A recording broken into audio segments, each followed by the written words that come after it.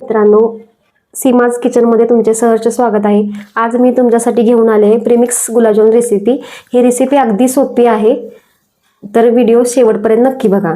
आपण रेसिपीला सुरुवात करूया। पहिल्यांदा 1 कप प्रीमिक्स आपण मोजून घेतले आहे, तर हा दुसरा अर्धा कप। तर आपण प्रीमिक्स मधील गाठी व्यवस्थित फोडून घेऊया। तर आपण यामध्ये दूध किंवा पाणी वापरू शकतो। दूध वापरणार, तर इथे आपण दूध वापरणार आहोत।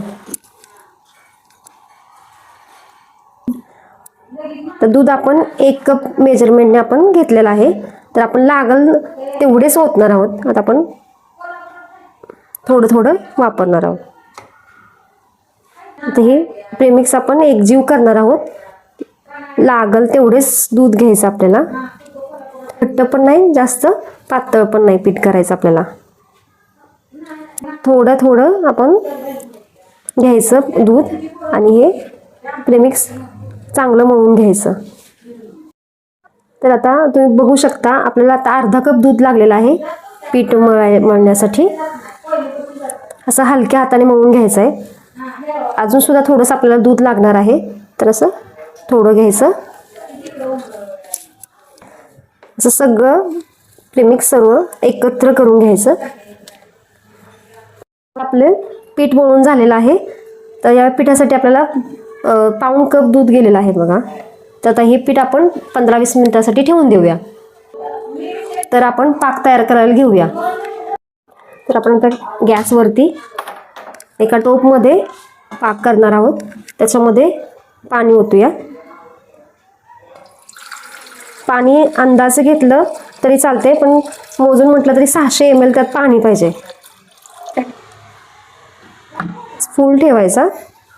तर आपण कपानेच साखरचं माप घेऊया। आपण 1 कप साखर, 1 कप साखर, अजून 1 कप साखर,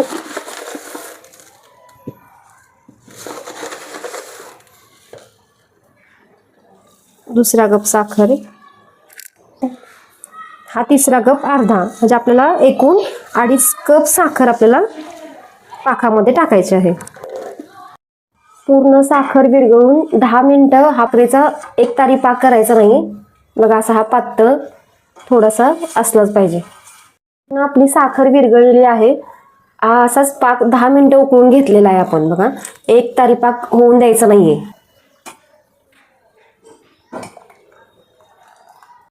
कढईमध्ये आपण तेल तापत ठेवलेलं आहे। हे बघा, आपण आता पिठाचे गोळे तयार करून घेऊया। छोटे गोळे करून घ्यायचे मध्यम आकाराचे। इथे बघा,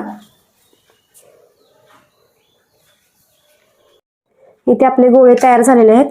तेलही मध्यम तापलेलं आहे, जास्त कडक नाही तापवायचं तेल। आणि गॅस ही मध्यम आचेवरती आपल्याला तळून घ्यायचे आहेत।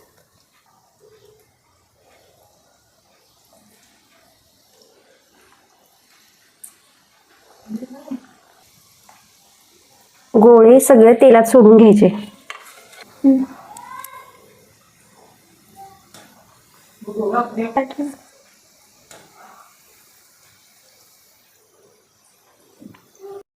बघा, आपले गुलाबजामुन तळून झालेले आहेत। असा कलर येईपर्यंत तळून घ्यायचं। गुलाबजामुन आपले तळून झालेले आहेत। असा कलर येईपर्यंत तळून घ्यायचे आणि परत ह्या पाकामध्ये गरम असतानाच टाकायचे। गरम असतानाच आपण गुलाबजाम तिकडच्या साखरेच्या पाकामध्ये टाकून घ्यायचे। वरून आपण वेलची पावडर टाकूया।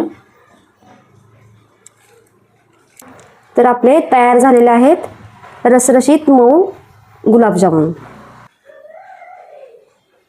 तर मित्रांनो, आपले मऊ रसाळ गुलाबजाम तयार आहेत। ही रेसिपी आवडली असेल तर व्हिडिओला लाईक करा आणि अशाच सोप्या रेसिपीसाठी चॅनलला सबस्क्राईब करा।